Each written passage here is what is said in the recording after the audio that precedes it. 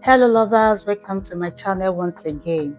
Today I want to show you how to make street suya at the comfort of your home. Trust me, it will taste better than your regular suya. First, get your meat ready, and not just any part of cow meat. Request for the softest part that can be used for suya or meat pie filling. Make sure you slice into thin just like this to cook faster. Drizzle some oil on the meat. You'll be needing Yaji, that's suya spice, ground pepper, seasoning, and peanut butter. Please, peanut butter in this recipe is not optional because you need it for more flavor and aroma. Mix that well, then add garlic and ginger paste.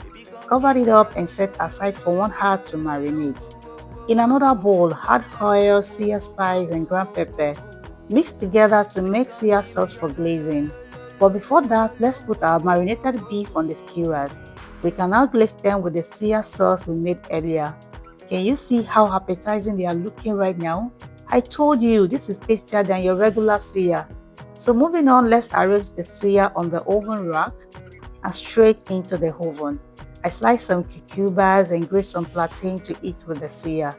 After 20 to 25 minutes, our suya is ready. You can now see how beautiful it is. It was so yummy and smells so good.